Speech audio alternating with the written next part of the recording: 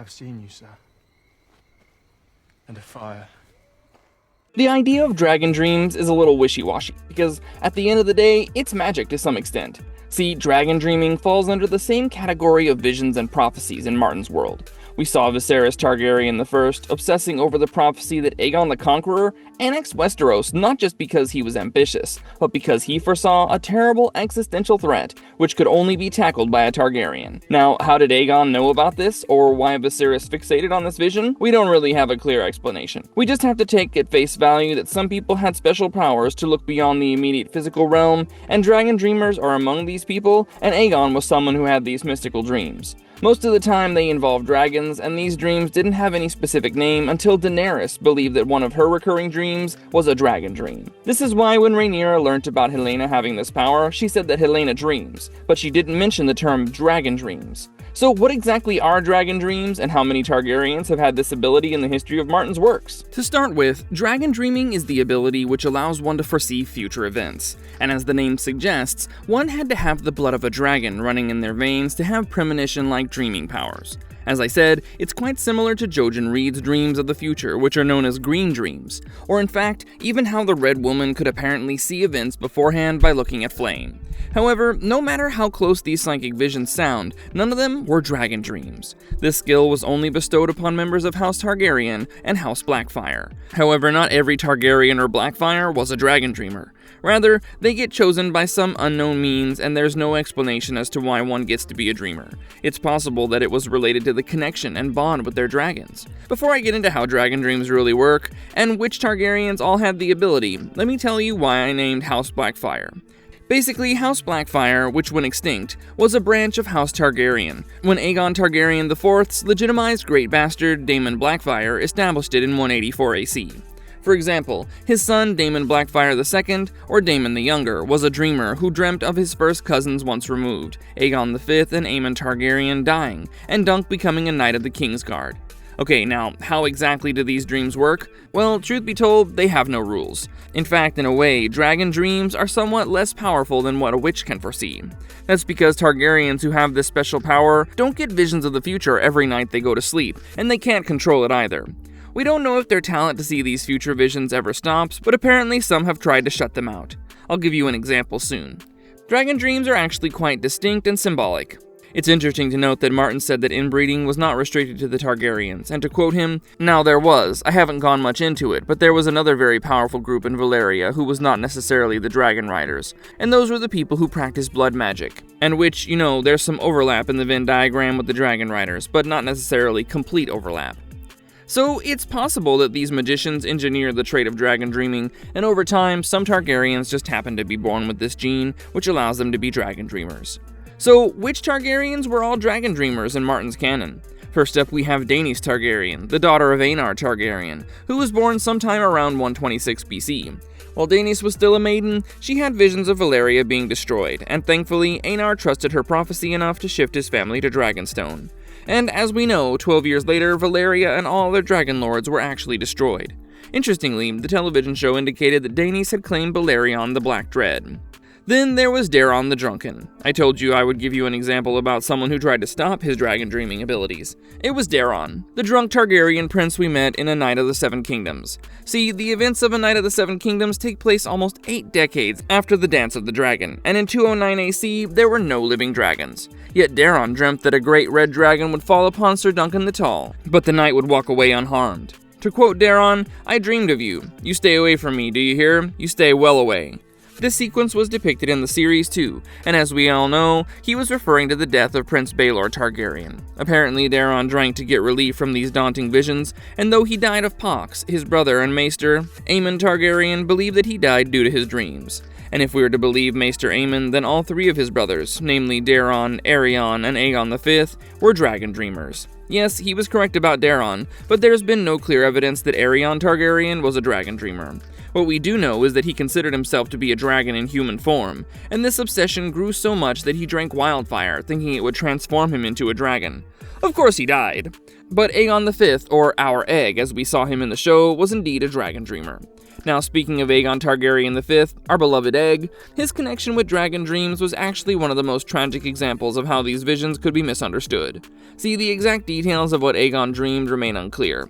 We didn't know whether he had literally seen dragons returning to the skies of Westeros, or whether the dream was more symbolic. Even Maester Aemon's words could be interpreted in different ways. According to the World of Ice and Fire, Maester Yandel wrote that Aegon had come to dream of dragons flying once more above the seven kingdoms of Westeros. However, Yandel might also have been using the term dragons metaphorically, referring to the return of Targaryen power rather than actual fire-breathing creatures.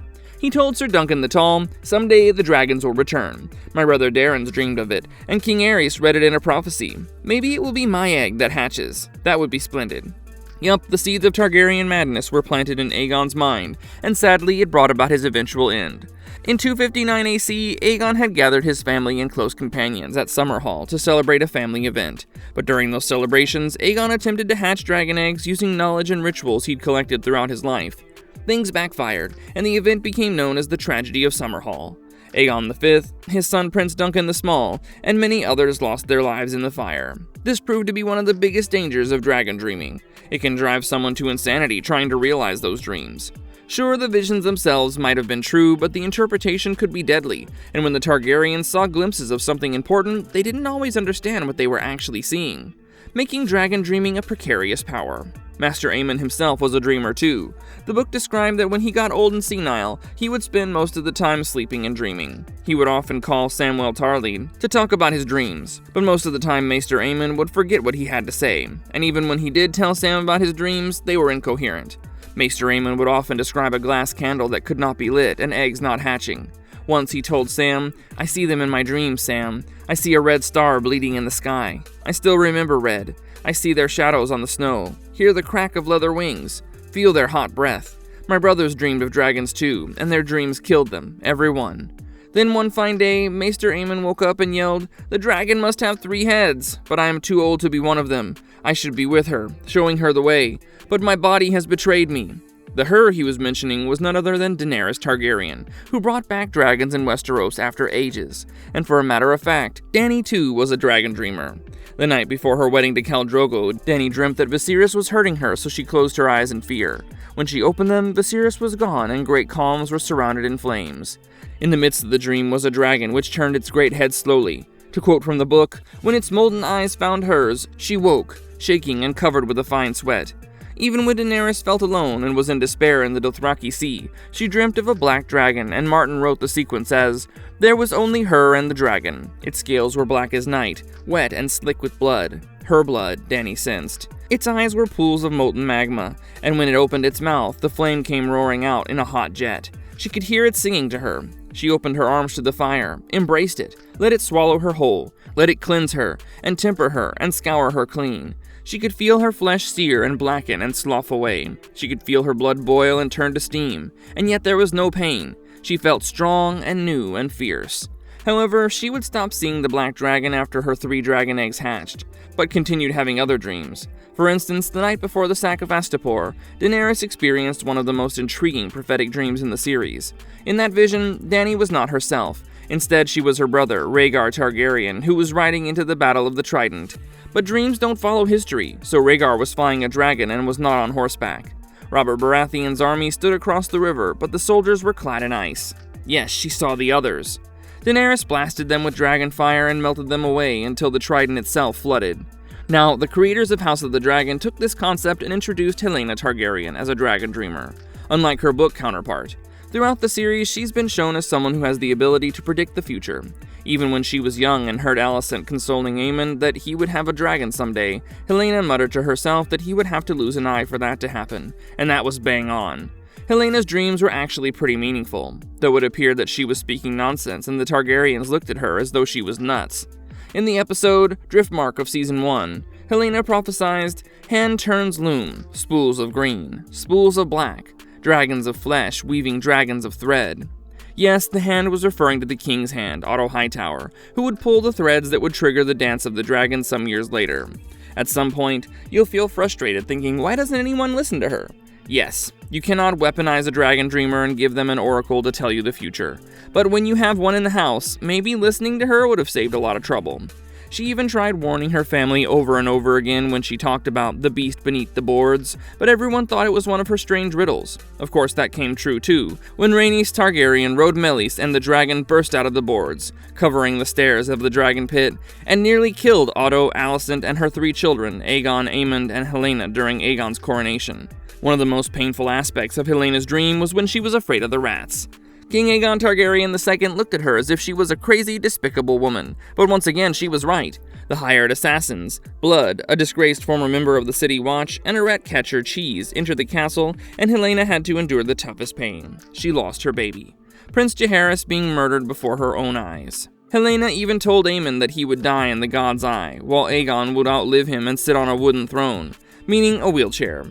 And now, it seems Helena is being plagued by the visions of Aemon's death, him being engulfed in a raging fire. She has, however, stopped talking about her dreams and found a different way to express herself: embroidery. Yes, it's through her needlework, which vividly portrayed a man with one blue stone for an eye, burning in a bright orange frame inside a black castle. And that's how Alicent deduced that Aemon was in Harrenhal, and tipped off Queen Rhaenyra to buy her and Helena's freedom. Right, now you thought of paying heed to your daughter's prophecies.